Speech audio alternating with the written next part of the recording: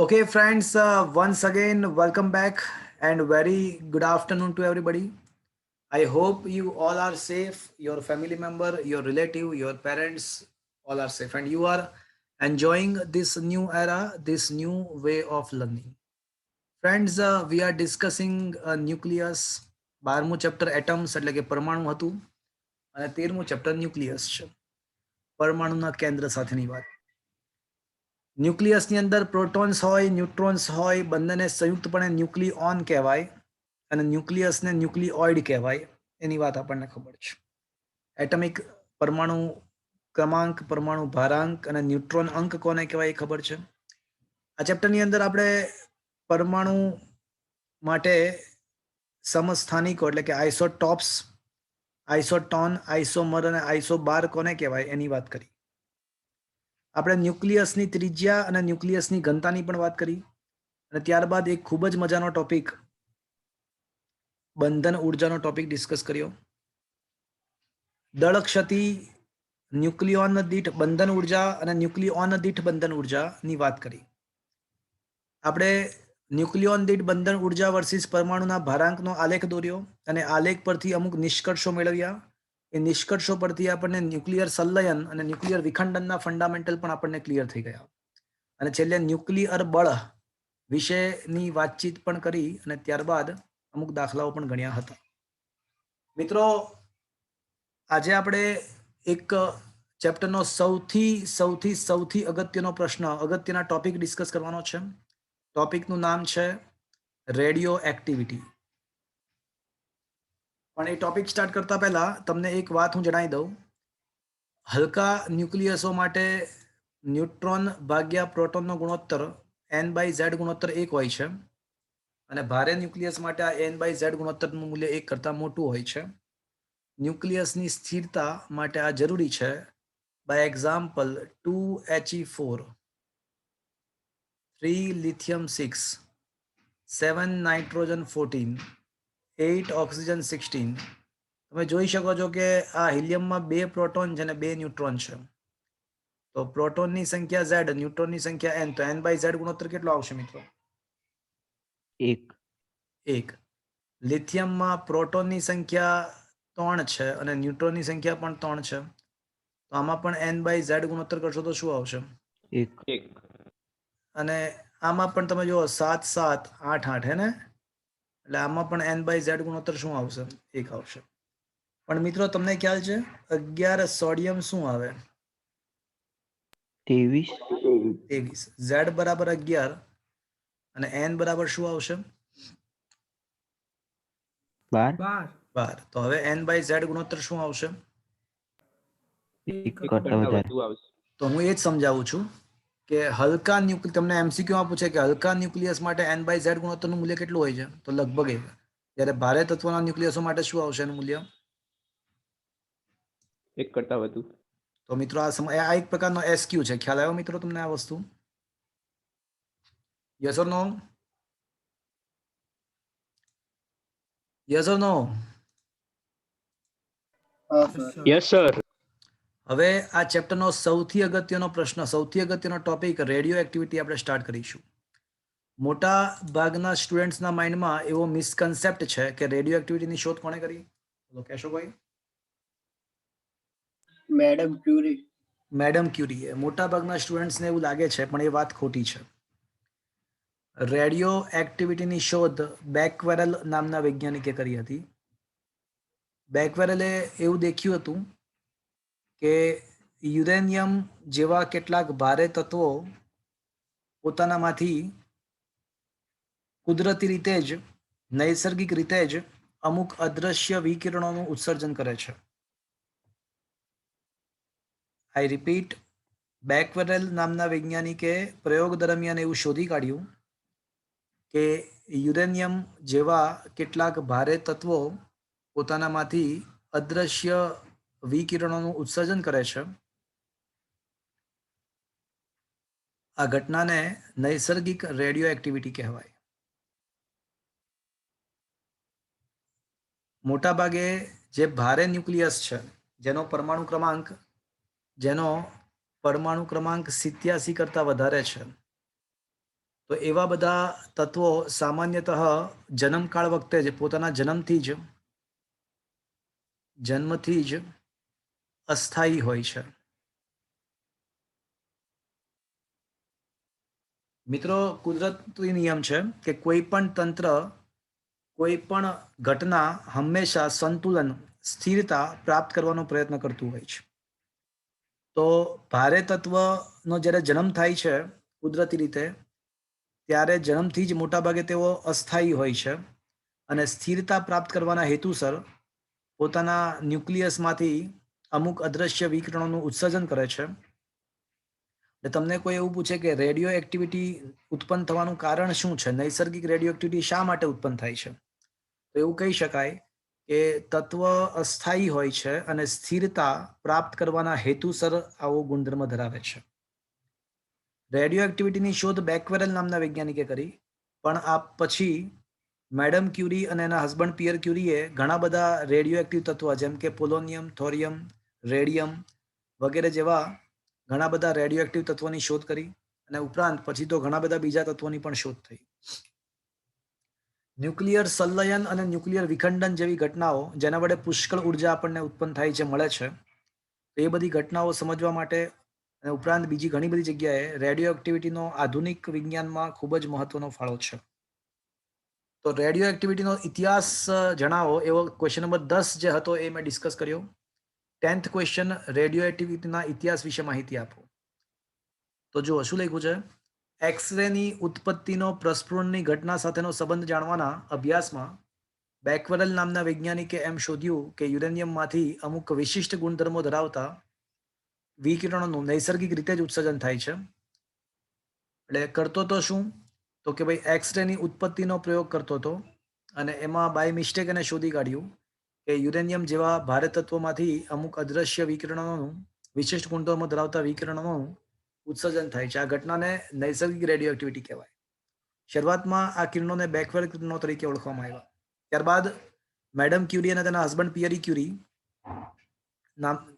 પિયર ક્યુરીએ pinch blend નામના યુરેનિયમના ખનિજમાંથી polonium અને રેડિયમ નામના તત્વો શોધ્યા. આ તત્વો પણ રેડિયો એક્ટિવિટીનો ગુણધર્મ ધરાવે છે અને તેની એક્ટિવિટી યુરેનિયમ કરતાં ઘણી બધી વધારે હતી.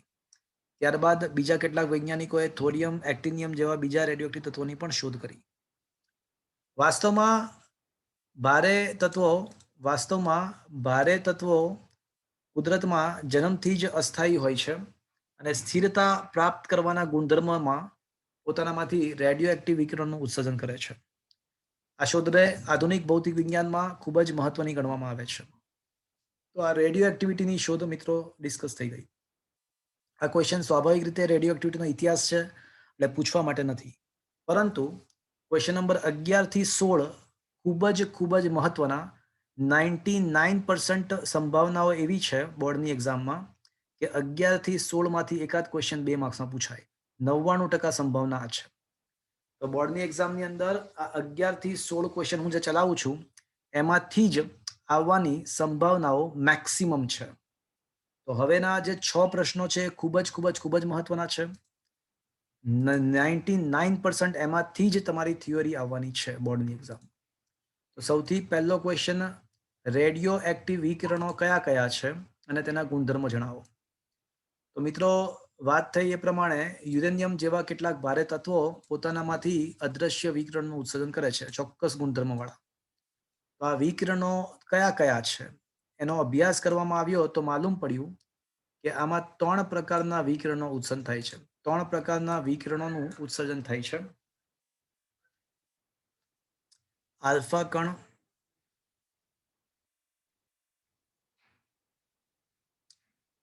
બીટા કણ અને ગામા વિકિરણ.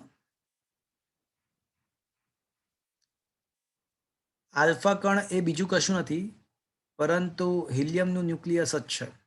તો સ્વાભાવિક રીતે એ શેનું બનેલું હશે? 2 proton 2 neutron. Proton neutron. 2 proton ને 2 ન્યુટ્રોનનું બનેલું છે. મિત્રો, હિલિયમનો ન્યુક્લિયસ છે એટલે ઇલેક્ટ્રોન ના હોય. અને આનો વિદ્યુત બળ કેટલો હશે મિત્રો? +2e. +2e હશે. Is that clear? તો આ થઈ ગયું આલ્ફા કણ. મિત્રો એવું માલુમ પડ્યું યુરેનિયમ અને બીજા થોરિયમ ને રેડિયમ ને એવા બધા જે કણો છે એમાંથી આ જે વિકિરણો બહાર નીકળે છે એનો અભ્યાસ કરવામાં આવ્યો તો માલુમ પડ્યું કે આ વિકિરણો છે ને સીધા ન્યુક્લિયસમાંથી બહાર નીકળે છે. એટલે રેડિયો એક્ટિવિટી એ ન્યુક્લિયર ઘટના જ કહી શકાય. ન્યુક્લિયસ સાથે સંકળાયેલી ઘટના એટલે ન્યુક્લિયર ઘટના. તો રેડિયો એક્ટિવિટી એ ન્યુક્લિયર ઘટના જ છે. આલ્ફા કણ કેટલા વેગથી બહાર નીકળશે તેના વેગનો આધાર ન્યુક્લિયસ પર રહેલો છે. કયા ન્યુક્લિયસમાંથી તે બહાર નીકળે છે તેના પર રહેલો છે. તેના વેગનો આધાર ન્યુક્લિયસના પ્રકાર પર રહેલો છે. મિત્રો આલ્ફા કણની ઉત્સર્જનની જે ઘટના છે એ કેન્સલ થયેલી છે, પણ મારે તમને એક ઇક્વેશન તો સમજાવવું જ જોઈએ. 92 યુરેનિયમ 238 અને માની લો કે આ આલ્ફા કણનું ઉત્સર્જન કરે છે 2He4 નું અને ઉપરાંત ઉર્જા પણ ઉત્પન્ન થાય. તો મને કહો કે હવે જે બીજું ન્યુક્લિયસ બાકી રહેશે આને જનક ન્યુક્લિયસ કહેવાય અને આને જનિત કહેવાય.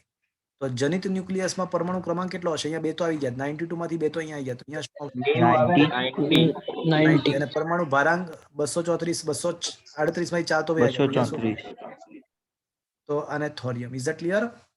તો શું એવું કહી શકું કે જ્યારે આલ્ફા કણનું ઉત્સર્જન થાય છે ત્યારે જનક ન્યુક્લિયસ કરતા જનિત ન્યુક્લિયસનો પરમાણુ ક્રમાંક 2 જેટલો ઓછો હોય છે એવું કહી શકાય? હા સર. અને પરમાણુ ભારાંક કેટલો ઓછો થશે? 4 જેટલું. ચલો એટલું ખબર પડી તમને મિત્રો? હા સર. ચલો હવે આલ્ફા કણનું ઉત્સર્જન થાય તો શું થાય એની વાત આમ તો કેન્સલ્ડ હતી, પણ મેં તમને કીધી કારણ કે એમસીક્યુ સોલ્વ કરવા માટે જરૂરી છે. હવે બીટા કણ. મિત્રો બીટા કણ એ બીજું કોઈ નથી, પણ તમને જાણીને ખુશી મળશે, આશ્ચર્ય પણ થશે કે બીટા કણ એ બીજું કશું નથી પરંતુ ઇલેક્ટ્રોન જ છે. બીટા કણ એ બીજું કોઈ નથી પરંતુ ઇલેક્ટ્રોન જ છે. હવે ક્વેશ્ચન એવો થાય કે સાહેબ ન્યુક્લિયસની અંદર તો શું છે? પ્રોટોન અને ન્યુટ્રોન. પ્રોટોન અને ન્યુટ્રોન છે. તો કમબખત ઇલેક્ટ્રોન કેમ ના ઉત્પન્ન થયા? રેડિયો એક્ટિવિટી તો ન્યુક્લિયર ઘટના છે એટલે ન્યુક્લિયસમાંથી જ બધું બહાર આવે છે. તો હાળું કેમનું પોસિબલ થયું? બીટા કણ ઉત્પન્ન જ કેમ થાય? કારણ કે બીટા કણ તો ઇલેક્ટ્રોન છે. તો ઇલેક્ટ્રોન કેમ ના? ન્યુક્લિયસમાં તો ઇલેક્ટ્રોન છે જ નહીં, તો પછી ઉત્પન્ન કેમ ના થયા? ચલો એ કેમ થાય પછી કહું, જો કે એ વસ્તુ કેન્સલ છે પણ તમે સાંભળી લો, મજા આવશે, બહુ મસ્ત વસ્તુ છે. તો બીટા કણ તો ઇલેક્ટ્રોન જ છે, તો ઇલેક્ટ્રોન કઈ રીતે ન્યુક્લિયસમાંથી બહાર આવે એ તમને કહું, પણ એ પહેલાનો વિદ્યુત ભાર કેટલો હશે કોઈ મને કહેશે? માઇનસ અને તેનો વેગ પણ કોના પર આધારિત છે? તે કેટલા વેગથી બહાર નીકળશે એનો વેગ? ન્યુક્લિયસ. એના વેગનો આધાર પણ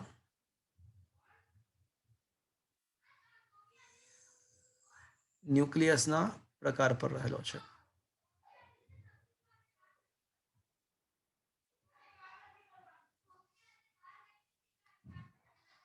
તો મિત્રો બીટા કણ તો ઇલેક્ટ્રોન છે. હવે ક્વેશ્ચન એવો થાય કે આ કેમ ના ઉત્પન્ન થાય? ન્યુક્લિયસની અંદરથી ઇલેક્ટ્રોન તો છે જ નહીં મિત્રો. તો હાઉ ઇઝ ઇટ પોસિબલ કે કઈ રીતે ઉત્પન્ન થઈ શકે? તો મિત્રો મારી વાત ધ્યાનથી સાંભળજો. 13 એલ્યુમિનિયમ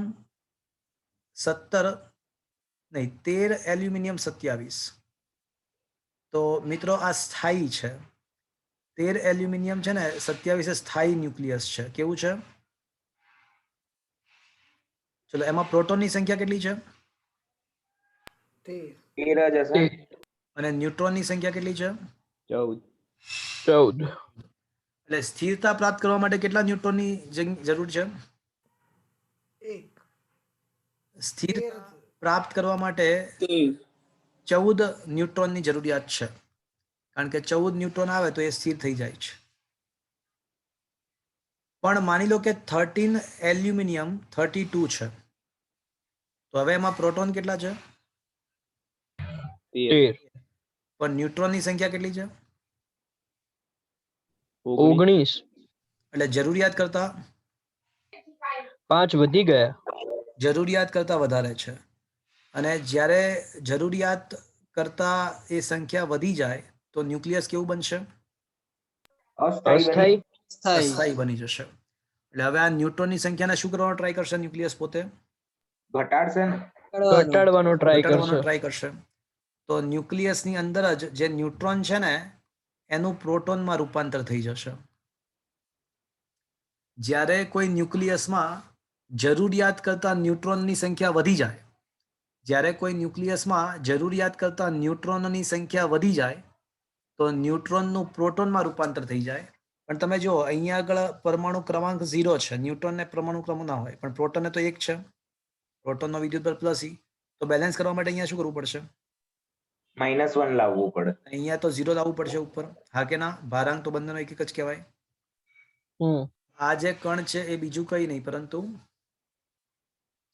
બીટા કણ. આ બીટા માઇનસ કણ થયું. Is that clear friends? Beta minus. અને બીટા માઇનસની હારે હારે હંમેશા એવો નિયમ છે કે એન્ટી ન્યુટ્રિનો પણ ઉત્પન્ન થાય. એન્ટી ન્યુટ્રિનો પણ ઉત્પન્ન થાય. આજે ગામા માઇન આજે છે ને આવડું આ એન્ટી ન્યુટ્રિનોની સંજ્ઞા છે. Is that clear? કોણીય વેગમાનના સંરક્ષણ માટે આ એન્ટી ન્યુટ્રિનો ઉત્પન્ન થવું જરૂરી છે. એને કોઈ ભાર નહીં. એન્ટી ન્યુટ્રિનો છે ને એ એકદમ અતિ સૂક્ષ્મ કણ છે, જેને કોઈ દળ લગભગ અવગણ્ય છે અને જેને વિદ્યુત ભાર પણ નથી. Okay, okay sir. તો હવે તમને ખબર પડી બીટા માઇનસનું ઉત્સર્જન ક્યારે થાય? જ્યારે ન્યુક્લિયસની અંદર જરૂરિયાત કરતા ન્યુટ્રોનની સંખ્યા વધી જાય તો ન્યુટ્રોનનું આપમેળે શેમાં રૂપાંતર થશે? પ્રોટોનમાં અને અને જેવો પ્રોટોન ઇલેક્ટ્રોનમાં. બનશે તો હારે હારે ઇલેક્ટ્રોન્સ પણ બહાર નીકળશે, ઉત્પન્ન થશે. પણ આપણને ખબર છે કે ન્યુક્લિયસની અંદર ઇલેક્ટ્રોન તો રહી જ ના શકે. તો જેવો આ ઇલેક્ટ્રોન ઉત્પન્ન થશે એટલે ઝૂમ ઝૂમ કરતો શું થશે?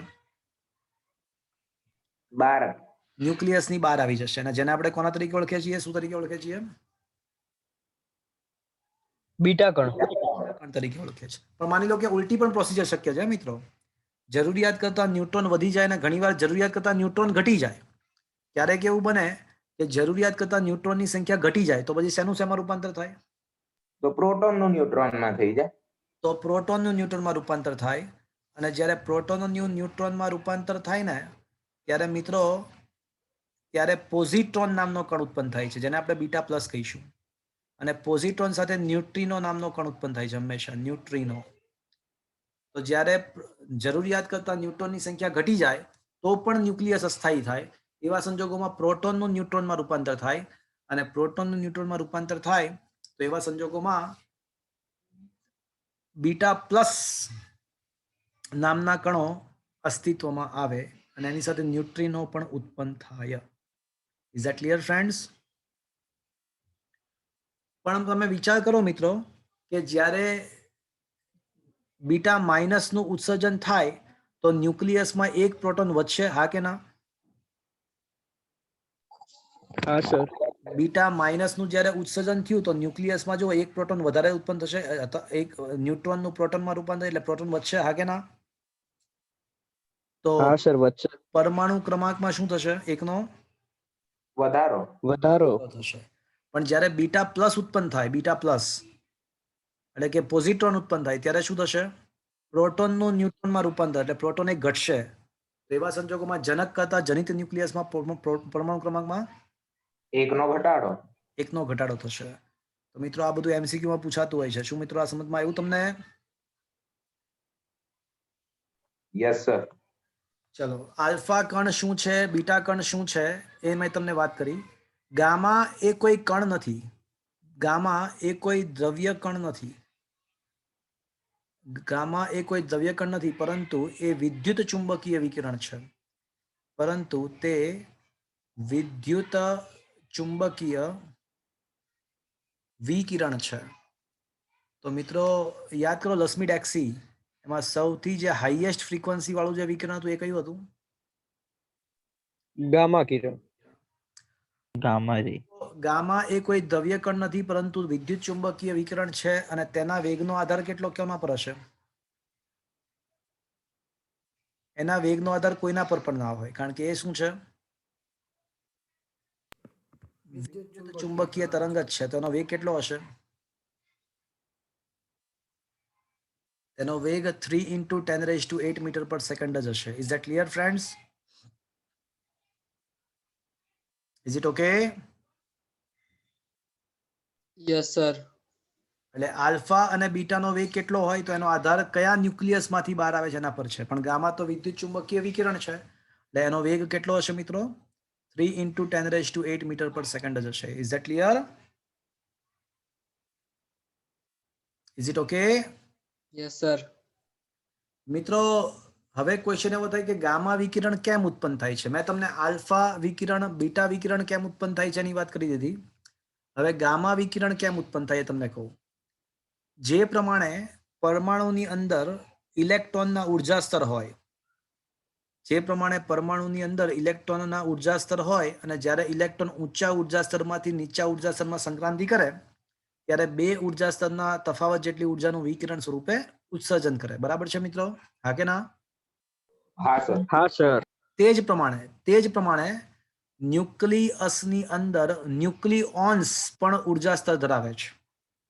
ન્યુક્લિયસની અંદર ન્યુક્લિઓન્સ પણ ઉર્જા સ્તર ધરાવે છે. અને જ્યારે એ ન્યુક્લિયોન ઊંચા ઉર્જા સ્તરમાંથી નીચા ઉર્જા સ્તરમાં સંક્રાંતિ કરે, એ ન્યુક્લિયોન ઊંચા ઉર્જા સ્તરમાંથી નીચા ઉર્જા સ્તરમાં સંક્રાંતિ કરે ત્યારે એ પણ બે ઉર્જા સ્તરના તફાવત જેટલી ઉર્જાનું વિકિરણ સ્વરૂપે ઉત્સર્જન કરે. પણ ખાલી ફરક એટલો કે ઇલેક્ટ્રોનના જે ઉર્જા સ્તરનો જે તફાવત છે ને એ ઇલેક્ટ્રોન વોલ્ટના ક્રમનો છે. જેમ કે હાઇડ્રોજન પરમાણુમાં પહેલી અને બીજી કક્ષા વચ્ચેનો તફાવત કેટલો હતો યાદ છે કોઈને? 13.6. નહીં, પહેલા અને બીજા વચ્ચેનો તફાવત 10.2 નો હતો. 10.2 ઇલેક્ટ્રોન વોલ્ટ. E2 - E1 પ્રથમ ઉત્તેજન ઉર્જા એ ઇલેક્ટ્રોન વોલ્ટના ક્રમનું હતું.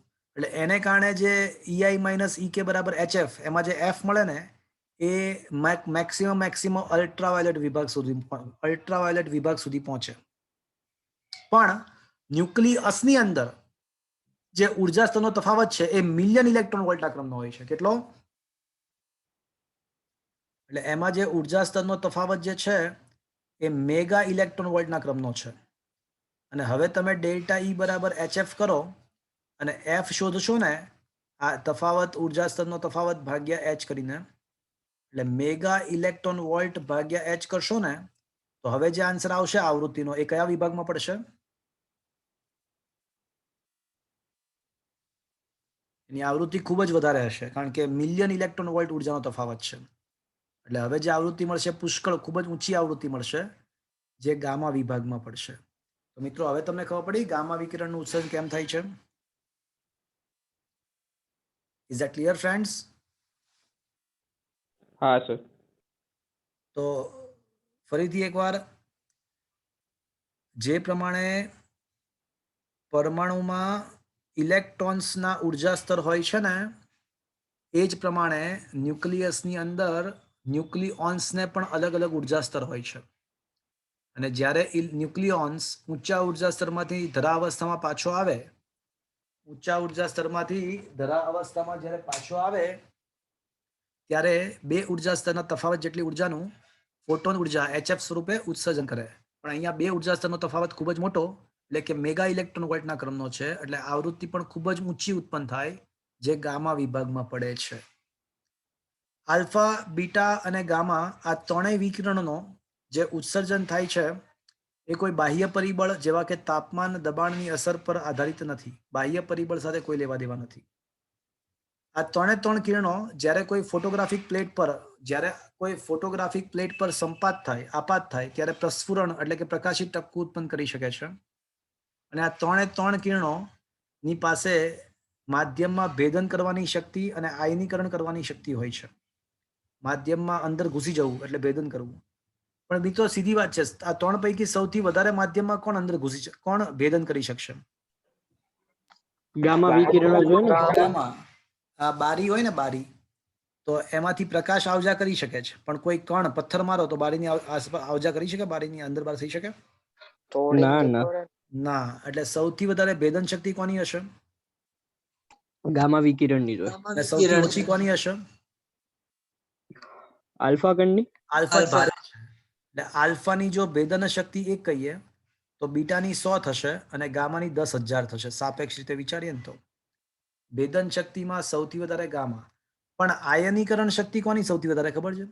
આયનીકરણ શક્તિ સૌથી વધારે આલ્ફાની, કારણ કે એનો વિદ્યુતભાર સૌથી વધારે છે. તો આયનીકરણ શક્તિ જો વિચારીએ તો ગામાની 1 કહીએ તો બીટાની 100 આવશે અને આલ્ફાની 10,000 આવશે. એમાં ઉલટું થશે સાપેક્ષ રીતે. Is that clear friends? જેનો વિદ્યુત ભાર વધારે હોય ઇલેક્ટ્રોન ઝડપથી કાઢી નાખે એમ. હા ના એ બીજાનો ઇલેક્ટ્રોન ઝડપથી કાઢી શકે, હા એટલે બીજાનું. હા માધ્યમના અણુઓનું આયનીકરણ કરાવી શકે. Okay, okay sir. Yes, sir. તો મિત્રો આ બધી વસ્તુ તો એક્સ્ટ્રા હતી. આ જે બધી ચર્ચાઓ કરી ને એ બધી તમારી MCQ વગેરે માટે જે કેન્સલ્ડ વસ્તુમાંથી કરી હતી આવી ચર્ચાઓ. પણ તમારો 2 માર્ક્સનો પ્રશ્ન અહીંયા હતો કે રેડિયો એક્ટિવ વિકિરણો કયા કયા છે અને તેના ગુણધર્મ જણાવો. તો આવડે મિત્રો આ ક્વેશ્ચન 100% લખતા આવડે? હા સર. તો રેડિયો એક્ટિવ વિકિરણો આલ્ફા, બીટા અને ગામા છે અને તેના વિશે નોંધ લખવાની હતી, વાર્તાઓ લખવાની હતી, તો લખી નાખવાની. આ જે બ્લેકમાં બોક્સની અંદર છે એ તો બધું એક્સ્ટ્રા હતું. ઓકે ફ્રેન્ડ્સ, તો મિત્રો આ ક્વેશ્ચન નંબર તમારો 11 ખૂબ જ મહત્વનો પ્રશ્ન પત્યો. જોઈ શકો છો શું લખ્યું છે કે રેડિયો એક્ટિવ વિકિરણ 3 પ્રકારના છે, આલ્ફા, બીટા અને ગામા. પ્રયોગો પરથી તેના ગુણધર્મ નીચે મુજબ જણાયા. આલ્ફા કણ 2 પ્રોટોન 2 ન્યુટ્રોનનો બનેલો છે. હિલિયમનો ન્યુક્લિયસ છે. વિદ્યુત બળ 2e છે. વેગ ન્યુક્લિયાઇડ પર આધારિત છે. બીટા કણ ઇલેક્ટ્રોન પોતે જ છે, તે દ્રવ્ય કણ છે, તેનો વેગ પણ ન્યુક્લિયોઇડ પર આધારિત છે. ગામા એ કોઈ દ્રવ્ય કણ નથી પરંતુ વિદ્યુત ચુંબકીય વિકિરણ છે. આ બધા રેડિયો એક્ટિવ વિકિરણો ફોટોગ્રાફિક પ્લેટ પર અસર કરે છે, પ્રસ્ફુરણ ઉપજાવે છે અને માધ્યમમાંથી પસાર થતા દરમિયાન અણુઓનું આયનીકરણ પણ કરે છે અને અમુક હદ સુધી ભેદન પણ કરી શકે છે. સાપેક્ષ આયનીકરણ અને ભેદન શક્તિ એક્સ્ટ્રા છે, ટેક્સ્ટબુકમાં નથી પણ મેં તમને આપ્યું છે.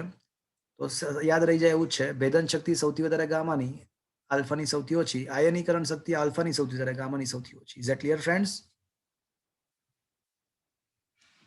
સર એકબીજાની સાપેક્ષ જ છે ને? હા હા સાપેક્ષ છે. આ રીતે સાપેક્ષ આયનીકરણ અને ભેદન શક્તિ છે પણ એક્સ્ટ્રા જ છે. Is that clear? ચલો 12મો ક્વેશ્ચન ખૂબ જ મહત્વનો. રેડિયો એક્ટિવિટી ની વ્યાખ્યા આપી ક્ષય નિયતાંક. રેડિયો એક્ટિવ નિયતાંક સમજાવો. નૈસર્ગિક રેડિયો એક્ટિવિટી અલગ વસ્તુ છે અને રેડિયો એક્ટિવિટી અલગ વસ્તુ છે. નૈસર્ગિક રેડિયો એક્ટિવિટી અલગ વસ્તુ છે અને રેડિયો એક્ટિવિટી અલગ વસ્તુ છે. યુરેનિયમ જેવા કેટલાક ભારે તત્વો પોતાનામાંથી કુદરતી રીતે જ અદ્રશ્ય વિકિરણોનું ઉત્સર્જન કરે એને નૈસર્ગિક રેડિયો એક્ટિવિટી કહેવાય. હવે રેડિયો એક્ટિવિટી એ બીજું કશું નથી પરંતુ વિખંડન દર છે. રેડિયો એક્ટિવિટી એટલે બીજું કશું નહીં પરંતુ વિખંડન દર. વિખંડન દર એટલે શું?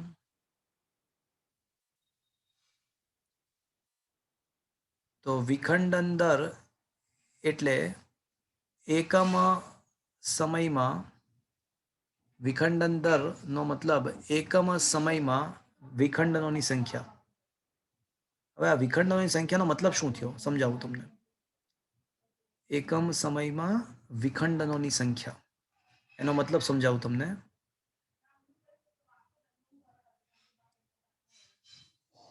માની લો કે આ કોઈ નમૂનો છે અને આમાં ઘણા બધા યુરેનિયમના ન્યુક્લિયસ છે. શું છે?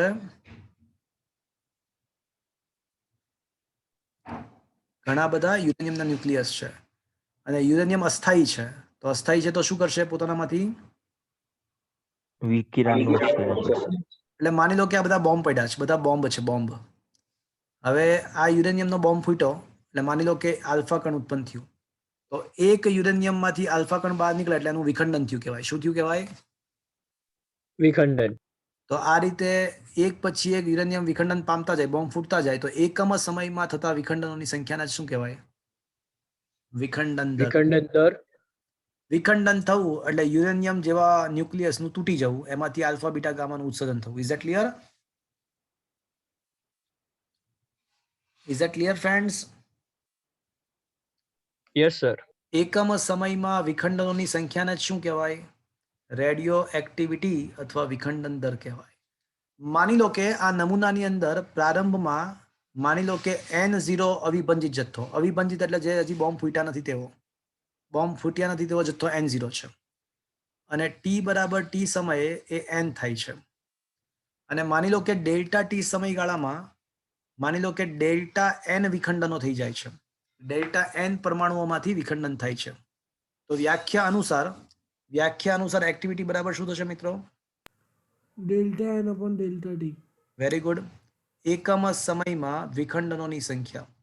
આ તો સરેરાશ એક્ટિવિટી છે ને આપણને સરેરાશમાં મજા જ નહીં આવતી, તો શું કરશું? વિકલ વિકલન.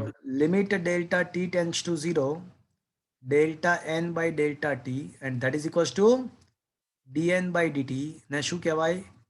ટી સમયે નમૂનાનો શું કહેવાય? વિખંડન દર. વિખંડન દર. તો આ એક્ટિવિટીની હવે સંપૂર્ણ વ્યાખ્યા પતી. હવે રેડિયો એક્ટિવિટીની વ્યાખ્યા મેથેમેટિકલ સ્વરૂપમાં પણ પતી ગઈ. Is that clear friends? आया बात समझ में? तो रेडियो एक्टिविटीની વ્યાખ્યા આપો એ પતી ગયું. હવે રેડિયો એક્ટિવ નિયતાંક સમજાવીએ. પ્રયોગો દર્શાવે છે કે આ જે રેડિયો એક્ટિવિટી એટલે કે વિખંડન દર છે ને એ જે તે સમયે નમૂનામાં જે અવિભંજિત જથ્થો છે એના સમપ્રમાણમાં હોય. તો હોય જ ને, નમૂનાની અંદર જેટલા અવિભંજિત જથ્થો હશે એટલી બોમ્બ ફૂટવાની સંભાવનાઓ વધારે રહેશે. વધારે હશે. તો એ સીધી વસ્તુ છે. તો આ રેડિયો એક્ટિવિટી એ જે તે સમયે નમૂનામાં રહેલા અવિભંજિત જથ્થાના સમપ્રમાણમાં હોય, એ સ્વાભાવિક વસ્તુ છે.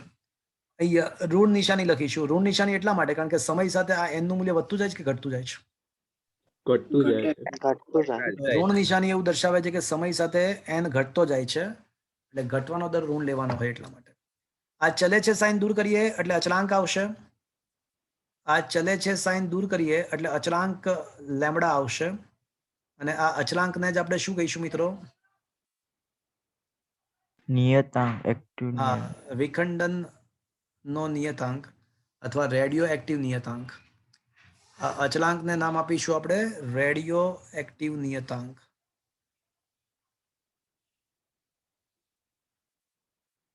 આને આપણે ક્ષય નિયતાંક પણ કહી શકીએ. ક્ષય નિયતાંક પણ કહેવાય. આનો એકમ શું હશે મિત્રો? વિચારો. તો n કેન્સલ, તો 1/t એટલે આનો એકમ શું આવશે? Second inverse. અથવા સમય inverse. Is that clear friends? અચ્છા, રેડિયો એક્ટિવિટીનો એકમ શું હશે? રેડિયો એક્ટિવિટીનો એકમ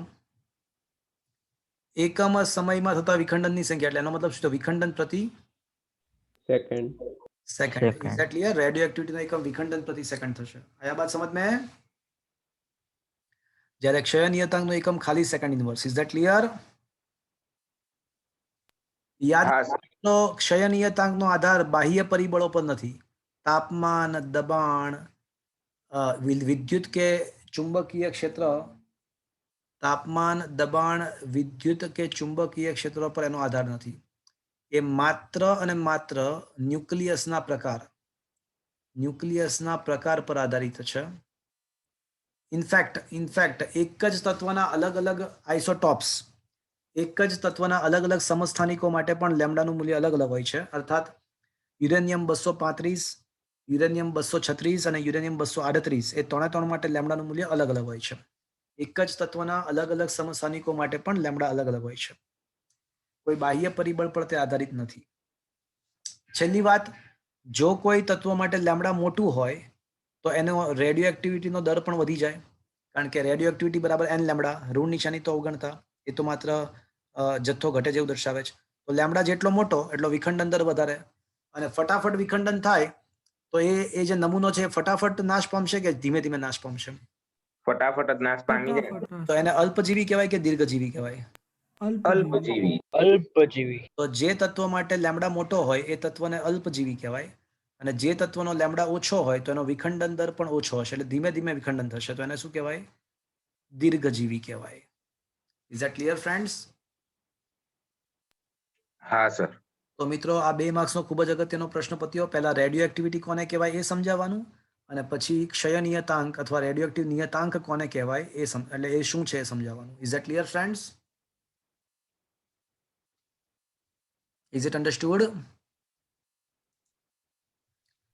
અરે સર, અણુબોમ્બમાં બી સર આ વિખંડનની ઘટના જ વપરાય ને? હા, પરમાણુ બોમ્બની અંદર પણ વિખંડનની ઘટનાનો જ યુઝ થાય છે. જેટલો વધુ ઘાતક બનાવો તો પેલા વિખંડનની સંખ્યા વધારે હોય એવું? અત્યારે હજી રહેવા દો ને, તમે હજી અત્યારે ના શીખો એ બધી વસ્તુ. Okay sir.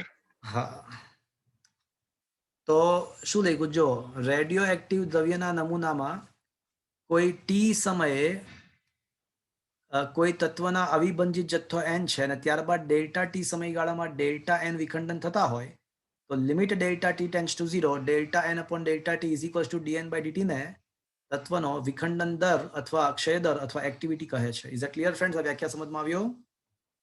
આમ એક્ટિવિટી એટલે બીજું કશું નથી પરંતુ એકમ સમય દીઠ વિખંડન પામતા ન્યુક્લિયસોની સંખ્યા છે. આ ક્રિયામાં એવું જણાવ્યું છે કે વિભંજન દર એ જે તે સમયે અવિભંજિત જથ્થાના સમપ્રમાણમાં હોય છે. એટલે dn/dt = -n ચલે છે -n. ઋણ નિશાની એ સમય સાથે n ઘટે છે તે દર્શાવે છે. તો આમ રેડિયો એક્ટિવિટી ક્યારેક હું એક્ટિવિટીને I પણ કહીશ, ક્યારેક R પણ કહીશ. તો I બરાબર -n લેમ્ડા. લેમ્ડા અચળાંક છે જેને વિભંજન પામતા તત્વનો ક્ષય નિયતાંક અથવા રેડિયો એક્ટિવ નિયતાંક કહે છે. તેનું મૂલ્ય વિભંજન પામતા તત્વના પ્રકાર પર આધારિત છે. અલગ અલગ તત્વના એક જ તત્વના અલગ અલગ આઇસોટોપ્સ સમસ્થાનિકો માટે પણ લેમ્ડા અલગ અલગ હોય છે. લેમ્ડા જેટલો મોટો એટલો વિભંજન દર મોટો, એ તત્વને અલ્પજીવી કહેવાય. લેમ્ડા જેટલો નાનો વિભંજન દર નાનો, એ તત્વને દીર્ઘજીવી કહેવાય. લેમ્ડાના મૂલ્ય પર કોઈ બાહ્ય પરિબળ જેવા કે તાપમાન, દબાણ વગેરે અસર કરતા નથી. આ તમને ખબર પડી મિત્રો? લેમ્ડા ક્ષય નિયતાંક વિશે માહિતી પતી ગઈ. Is it clear? आया बात समझ में? Is it clear? हाँ હા सर. સર. चलो नेक्स्ट क्वेश्चन 13 क्वेश्चन એ પણ 2 માર્ક્સ નો. રેડિયો એક્ટિવિટીના એકમો લખીને તેને વ્યાખ્યાયિત કરો. તો મિત્રો રેડિયો એક્ટિવિટીની શોધ કોણે કરી? Becquerel. બેકવેરલ. તો રેડિયો એક્ટિવિટીનો એસઆઈ પદ્ધતિમાં એકમ જે છે ને એ બેકવેરલ છે. એનો એસઆઈ પદ્ધતિમાં એકમ બેકવેરલ છે. અને 1 બેકવેરલ ઇઝ ઇક્વલ્સ ટુ 1 વિખંડન પ્રતિ સેકન્ડ. તો મિત્રો બેકવેરલની વ્યાખ્યા કઈ રીતે આપી શકાય? જો કોઈ રેડિયો એક્ટિવ નમૂનામાં 1 સેકન્ડમાં 1 વિખંડન થતું હોય તો તેની એક્ટિવિટી एक बैक्वेरियम છે કહેવાય. 1 બેકવેરલ છે તેમ કહેવાય. That's it. તો એની વ્યાખ્યા થઈ. Is that clear friends? જો કોઈ રેડિયો એક્ટિવ નમૂનામાં પ્રત્યેક સેકન્ડમાં 1 વિખંડન થતું હોય તો તેની એક્ટિવિટી 1 બેકવેરલ છે તેમ કહેવાય. આ સમજમાં આવ્યું મિત્રો? ચલો રેડિયો એક્ટિવિટીનો બીજો એકમ છે ને, બીજું વધારે મોટું કામ કોણે કર્યું? ક્યુરી. તો રેડિયો એક્ટિવિટીનો બીજો એકમ ક્યુરી પણ છે. અને 1 ક્યુરી બરાબર છે ને 3.7 × 1010 વિખંડન પ્રતિ સેકન્ડ. ચલો આના ઉપરથી વ્યાખ્યા બનાવો તો. જો કોઈ રેડિયો એક્ટિવ નમૂનામાં 1 સેકન્ડમાં 3.7 × 1010 વિખંડન થતા હોય તો તે નમૂનાની એક્ટિવિટી એક ક્યુરી. એક ક્યુરી છે તેમ કહેવાય. સ્વાભાવિક રીતે 1 ક્યુરી બરાબર 3.7 × 1010, પણ વિખંડન પ્રતિ સેકન્ડના બદલે હું બેકવેરલ લખું તો ચાલશે? હા કે ના? હા. તો આ ક્યુરી અને બેકવેરલ વચ્ચેનો સંબંધ પણ થઈ ગયો કે 1 ક્યુરી બરાબર this much becquerel. Is that clear friends? સમજમાં આવ્યું મિત્રો? હા સર. તો 2 માર્ક્સ, 2 વ્યાખ્યા, 2 એકમો, આઈએમપી. ચલો ક્વેશ્ચન નંબર 14 આ ચેપ્ટરનો સૌથી ઇમ્પોર્ટન્ટ ક્વેશ્ચન છે અને તમને જાણીને ખુશી મળશે કે આ ક્વેશ્ચન તમને ઓલરેડી ભણેલા છો. આ ક્વેશ્ચન તમે ઓલરેડી ભણી ચૂક્યા છો. ક્વેશ્ચન નંબર 14 ક્વેશ્ચન એવો છે કે રેડિયો એક્ટિવિટીનો ચર ઘાતાંકીય નિયમ તારવો. રેડિયો એક્ટિવિટી માટેનો ચર ઘાતાંકીય નિયમ તારવો. તો મિત્રો આપણે જાણીએ છીએ કે રેડિયો એક્ટિવિટીનો માટેનો વિખંડન દર dn/dt = -n લેમ્ડા છે. હા કે ના? Yes or no? Yes sir. તો 1/n dn is equals two -λ/dt લખી શકાય.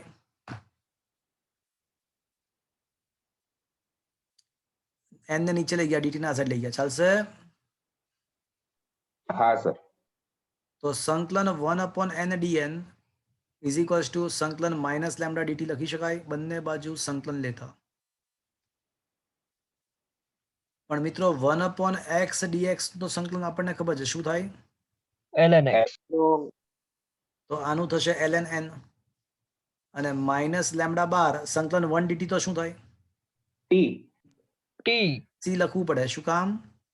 કારણ કે લિમિટ બાયોલોજી વાળા લિમિટ વગરનું સંકલન એને અનિયત સંકલન કહેવાય.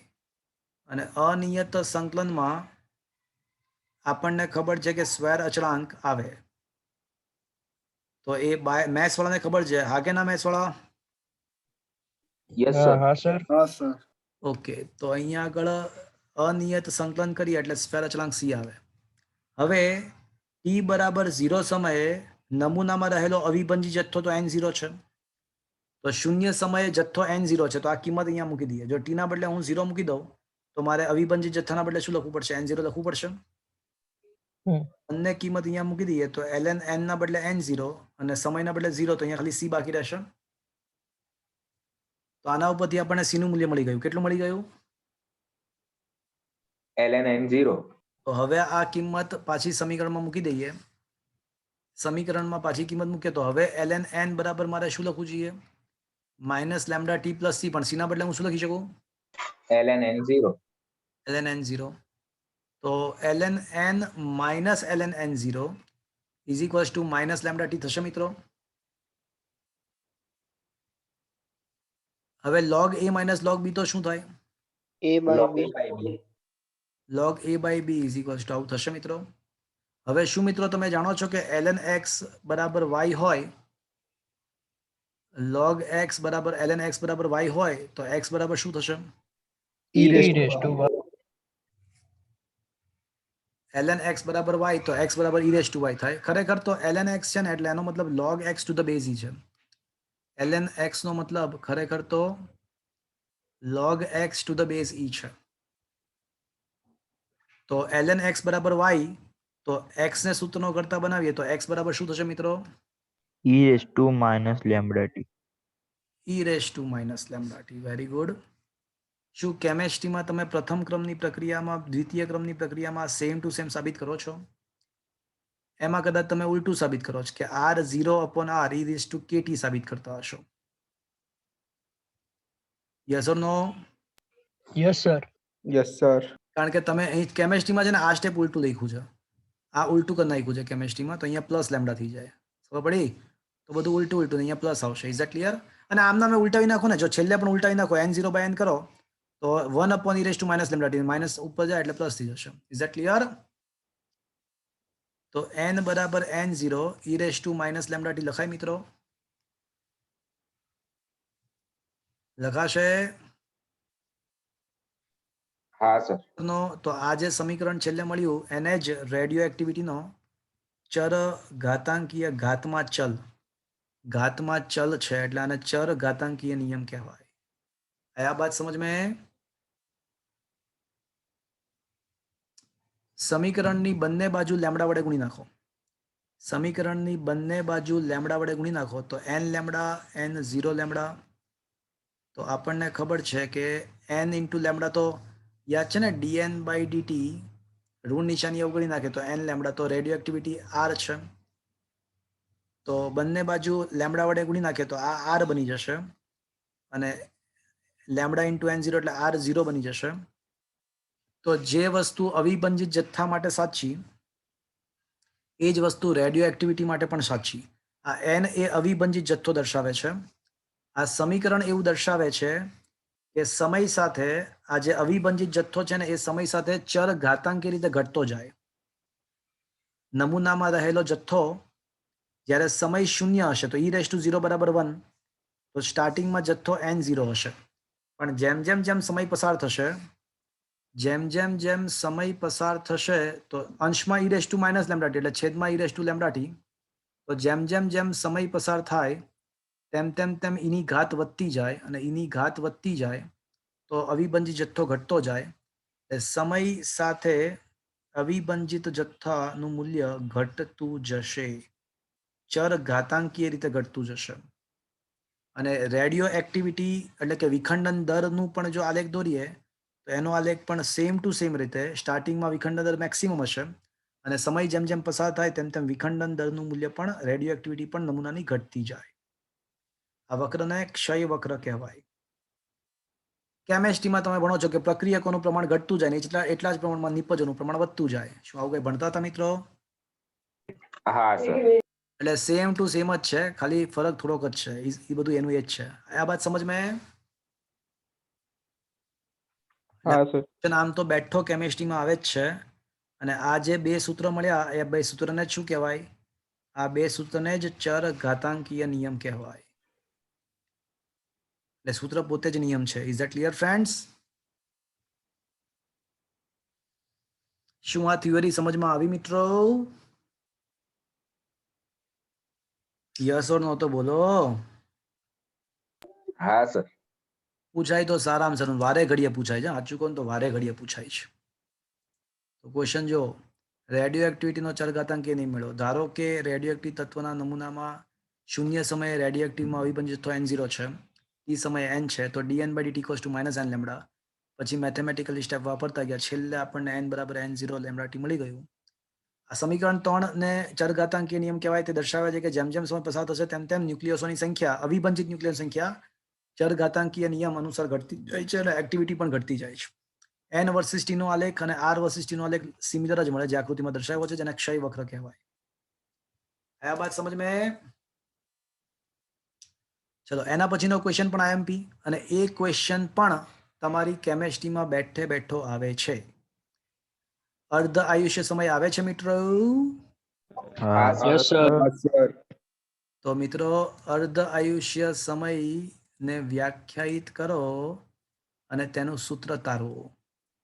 તો મિત્રો ડિટ્ટો ટુ ડિટ્ટો, લિટ્ટો ટુ લિટ્ટો. શું થયું?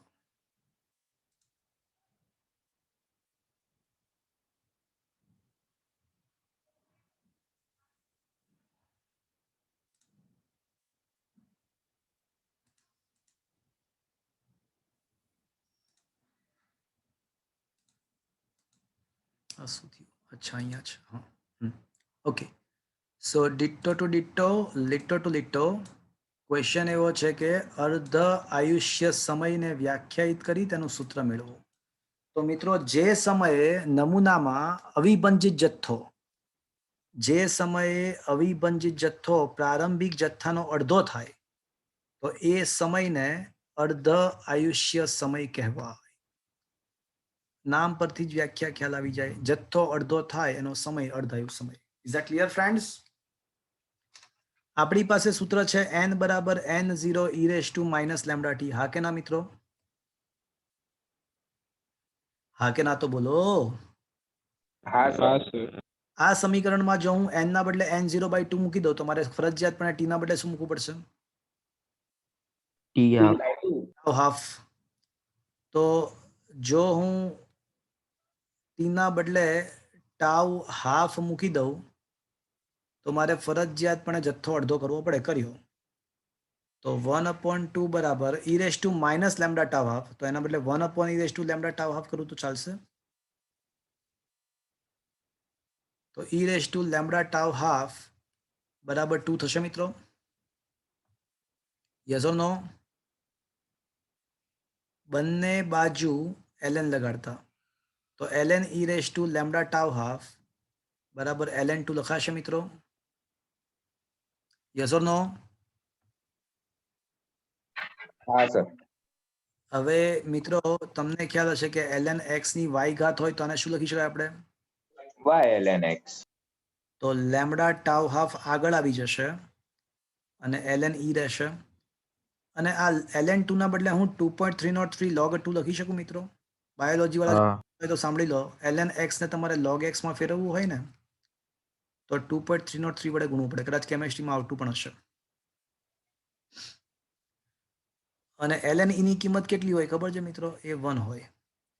તો લેમ્ડા ઇન્ટુ ટાઉ હાફ બરાબર 2.303 અને log 2 છે ને 0.3010 છે, અને 0.3010 ગુણ્યા 2.303 કરશો ને તો 0.693 મળશે.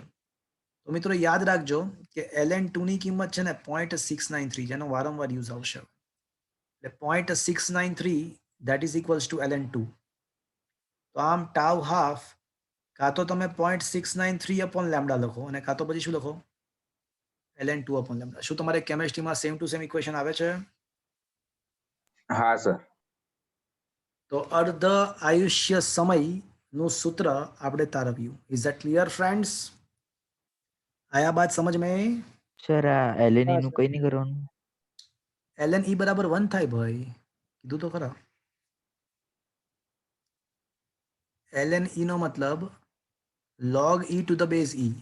હવે બેઝ અને આધાર બધું સરખું થઈ જાય ને તો એનો આન્સર 1 આવે. એટલે ln નું કંઈ નથી કર્યું, એ 1 કર્યું છે ઇન્ટુ. બરાબર? Is that clear? हाँ आया बात समझ में?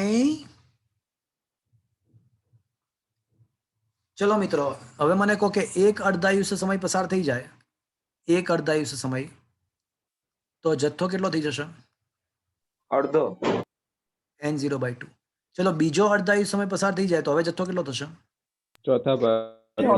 અડધાનો અડધો એટલે 2/2 લખી નાખું ચોથા ભાગનો. એટલે હા સર. ત્રીજો અર્ધાયુષ્ય સમય પસાર થઈ જાય તો હવે જથ્થો કેટલો થશે? એનો બી અડધો એટલે 2/3. આઠમા ભાગ. આઠમા ભાગનો એટલે 2/3 લખી નાખું. સર. આના પરથી એક શોર્ટકટ યાદ રાખો કે જો સમય n અર્ધાયુષ્ય સમય પસાર થઈ જાય, કેટલા? n અર્ધાયુષ્ય સમય પસાર થઈ જાય તો હવે જથ્થો કેટલો થઈ જશે?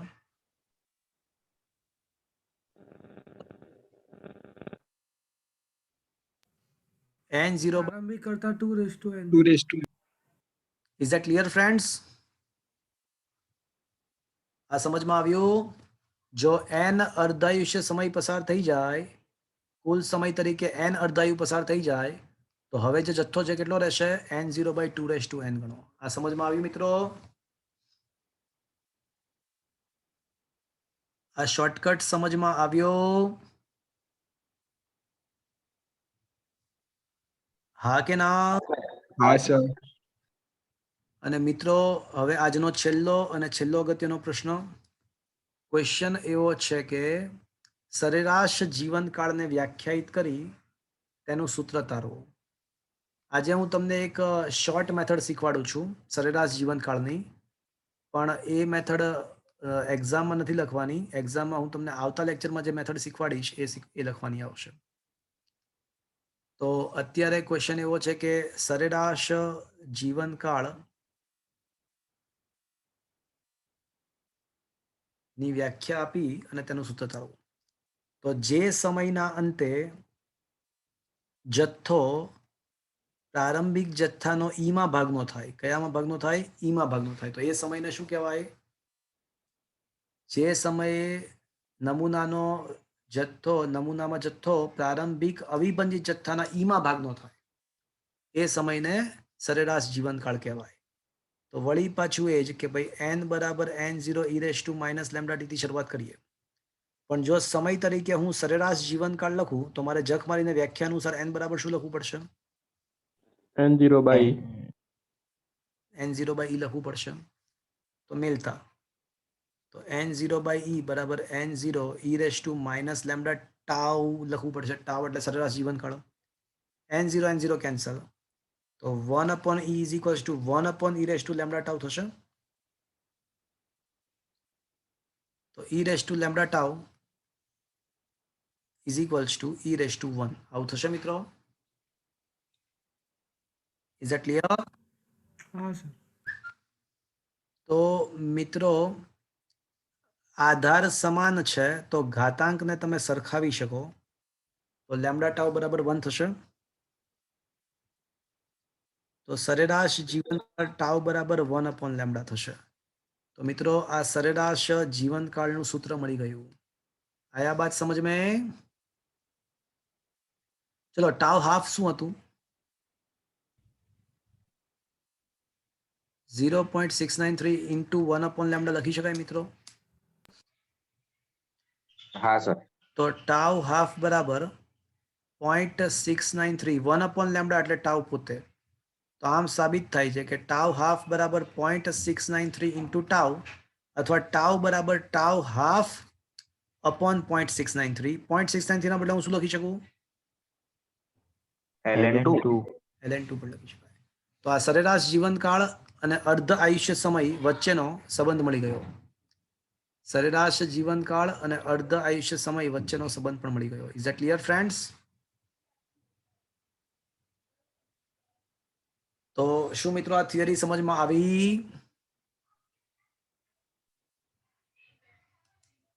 Is that clear? હા સર. 16માની જે સાચી રીત છે ને 16મા ક્વેશ્ચન એ નથી શીખવાડી, પણ એક અધર મેથડ છે ને એ મેં શીખવાડી છે તમને. અધર મેથડ શીખવાડી છે. સરેરાશ જીવનકાળની બીજી રીતની એક વ્યાખ્યા લખીને એ સીધી સરળ મેથડ શીખવાડી છે. એ નહીં ચાલે જો કે એક્ઝામમાં તમારે આ ટફ મેથડ કરવાની છે. જૂના સિલેબસમાં સરળ મેથડ હતી. આપણે આ ટફ મેથડ કરીશું આવતા લેક્ચરમાં. આ 16 પ્રશ્ન 11 થી 16 જે 6 પ્રશ્ન ટોટલ 7 ચલાવ્યા એમાંથી એક પ્રશ્ન MCQ માટે છે. 10મો ક્વેશ્ચન ઇતિહાસ વાળો રેડિયો એક્ટિવિટીનો. બાકી 11 થી 16 6 પ્રશ્ન ખૂબ જ મહત્વના બોર્ડની એક્ઝામની અંદર. આમાંથી એક ક્વેશ્ચન આવવાની સંભાવનાઓ ખૂબ જ ધરાવે છે. તો આજનો સેશન મિત્રો અહીંયા આગળ ફિનિશ કરીએ છીએ. કાલે JEE લેક્ચરનો ટાઈમ શું છે મિત્રો?